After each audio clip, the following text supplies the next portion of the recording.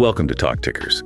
Today we're doing a deep dive into something that, on the surface, sounds a little dry, but actually controls who gets to build serious wealth in America. We're talking about the accredited investor definition. Exactly. This isn't just some, random piece of regulation. It's the gatekeeper. It defines who is allowed to invest in venture capital, in private equity, basically in the most dynamic part of our financial system. And it's a standard that's coming under enormous pressure for reform. People are arguing it's outdated, it's discriminatory, and it's actually stifling economic growth. Well, that's what we're going to unpack. You have these rules from the 1980s that are just colliding head-on with today's massive private capital markets. We'll get into the inefficiencies, the skewed opportunities, and the big legislative pushes trying to fundamentally redefine what it means to be a sophisticated investor. So our mission here is to give you the shortcut to understanding why about 90% of Americans are locked out and what that really costs to all of us. Let's start with just the scale of this exclusion. It's pretty staggering. Right now, only about 12.6% of people in the U.S. even qualify as accredited investors. So less than 1 in 8. Less than 1 in 8. But the really telling part is how they qualify. It's almost entirely based on how much money you already have, not what you know or what you earn. You mean net worth versus, say, actual financial expertise? Precisely. The vast majority, we're talking 9.7% of the entire U.S. population qualify just based on their net worth. Compare that to the tiny sliver who qualify based on a high income. That's only 2.8%. And what about that specialized expertise? That's a minuscule 1.7%. So when you boil it all down, the system reserves about 79% of all private wealth building opportunities for just 18% of households. The wall is built of dollars you have, not knowledge you possess. Okay, let's get specific on those dollars. For an individual to qualify today, the thresholds are super rigid. They are. You have to hit one or two main tests. First is income. You need an annual income of $200,000 or $300,000 if you're a couple for 2 straight years. And the second is the net worth test. Right. A net worth over $1 million, and this is key, that excludes the value of your primary home. We should mention there was a tiny crack in that wall that appeared in 2020. The SEC finally sort of admitted that maybe knowledge matters a little bit. They introduced a new pathway where if you hold certain professional licenses, a Series 7, 65, or 82, you can now qualify, regardless of your income or your net worth. And for anyone who doesn't know, a Series 7 is what you need to sell most securities. The fact that the SEC had to pass a rule saying that people licensed to sell complex investments are qualified to buy them, well, it tells you everything you need to know about how slow things move. It really does. Like the whole point of these rules, which come from Rule 506 of Regulation D, is investor protection.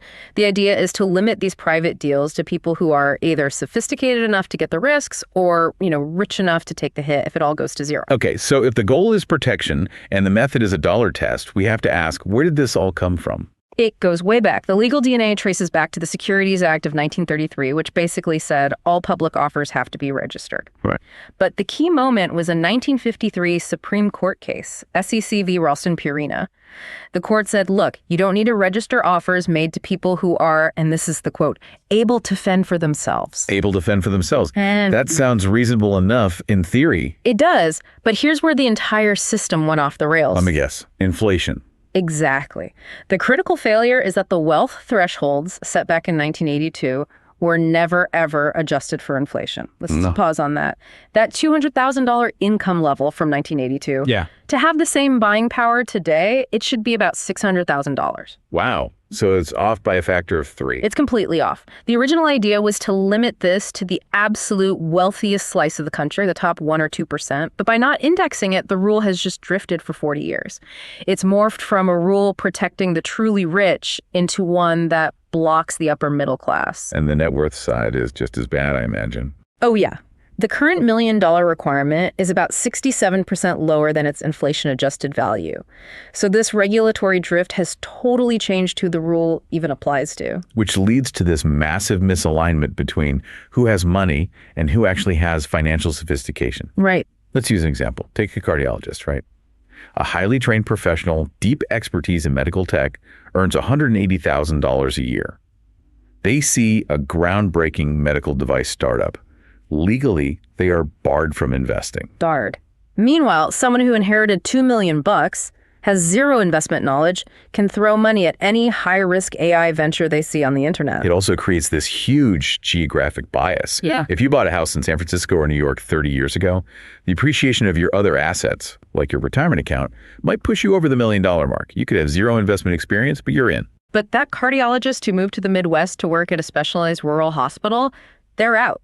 It's that kind of obvious unfairness that finally pushed the SEC to make that small change in 2020 for the series license holders. They had to admit expertise matters. So that's the fairness argument. Let me play devil's advocate for a second. The SEC's whole job is protection. Isn't the wealth threshold, even if it's outdated, still the cleanest, simplest way to make sure that if an investment goes south, the person isn't financially ruined? That is the absolute core of the debate. Regulators love it because it's a bright, clear line. But critics would say the protection that line offers is an illusion now. How so? Because the person who's just over the line with a $201,000 income isn't necessarily any better equipped to handle a total loss than the person at $199,000. The system isn't measuring risk tolerance. It's just measuring existing wealth. And that brings us to the bigger picture of the market itself. The whole game has changed. The action has moved from public to private markets.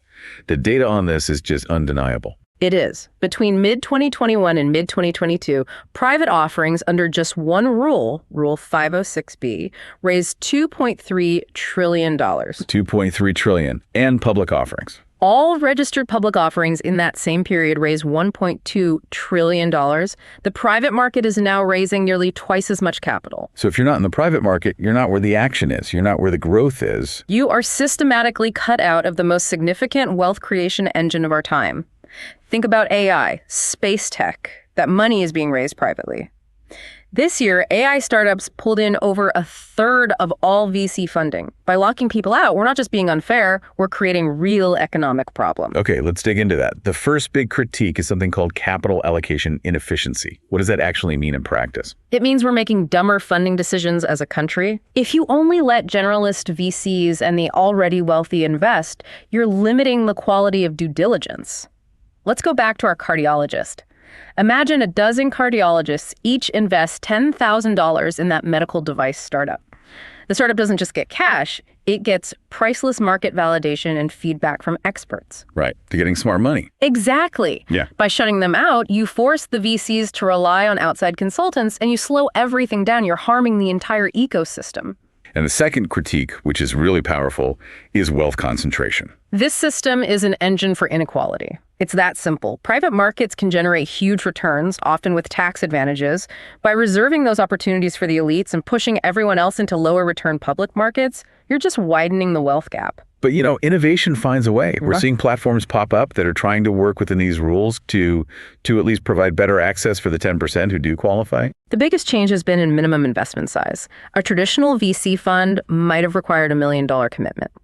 Now you have these deal-by-deal platforms where an accredited investor can get into a single deal for as little as $5,000. That's a 200-to-1 reduction. That's a game changer. It completely changes the game. It allows for diversification. We're also seeing pre-IPO secondary markets become a huge deal. Platforms that let early employees of, say, SpaceX or Anthropic sell some of their shares. Accredited investors can buy in for maybe $25,000. And then you have the fund-to-funds models. Yep, providing diversification across many VC funds, professionally managed for entry points as low as 10 grand. Technology is solving the access problem for the qualified. It's just that regulation is preventing it from solving the exclusion problem for everyone else. And what's so fascinating is that while the U.S. is stuck with these old rules, other countries are capitalizing on it. There's real international competition now. This should be a huge wake-up call for regulators. The EU has moved forward with its MITRE regulation for crypto assets. It's a modern framework. It focuses on what companies are doing, not how much money their investors have. It's predictable. It's uniform across 27 countries. And then there's the Middle East, specifically Dubai. Oh, absolutely. The UAE has been very deliberate. They've slashed capital requirements, they've streamlined their processes, and they are actively recruiting the global VC and private equity communities. And it's working. It's creating a measurable brain drain from the U.S.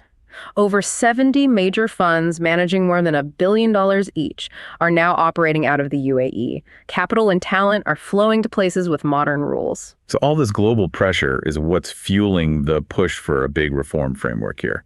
What are people actually asking for? The first, most obvious fix is just adjust the thresholds for inflation. Reformers are saying the income level should be closer to $666,000 and net worth around $3.33 million. But that just fixes the dollar amount. It doesn't address the sophistication problem. Exactly. So the next step is expanding the knowledge pathways. Things like automatically qualifying certified financial planners, CFAs, people with advanced degrees in, say, finance or engineering. And what about that bill in Congress? Right. The big one is the Equal Opportunity for All Investors Act. The idea there is to create a pathway for anyone to qualify by passing a rigorous knowledge-based exam developed by the SEC and FunRA. So prove you know your stuff and you're in. That's the idea. If you can prove you understand the risks, your net worth shouldn't matter. And the data on investor behavior seems to back this up. It really does. Accredited investors are 4 times more likely to already own private market securities than non-accredited ones. And maybe more importantly, they show way more interest in investing in new companies, about 14% versus less than 5%. We're not just shutting out wealth, we're shutting out enthusiasm and informed interest. Which brings us to the one question we're left with. In an era where AI is commanding a third of all venture capital and private markets are just blowing past public ones, can regulators really claim to be protecting investors without tying the required sophistication to the complexity of the actual investments instead of just a 40-year-old dollar amount? And that's it. A rule designed to manage risk is only effective if it's relevant to the reality it's supposed to govern. Sticking to these old static dollar values doesn't make it a tool for protection anymore. It makes it a tool for exclusion, and it actively pushes American innovation and wealth creation overseas.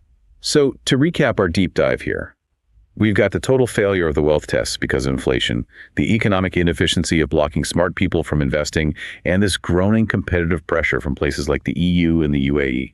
And all of that is creating this huge momentum for knowledge-based pathways. The market forces are pushing this way. The legislative momentum is pushing this way. Regardless of how any one bill turns out, the direction of travel is clear. So the takeaway for investors is that the days where your existing bank account was the only key to the private markets, those days are numbered. They're absolutely numbered. Proving your sophistication is going to become the new currency for access. We will definitely be tracking those legislative moves. Thanks for diving deep with us on Talk Tickers.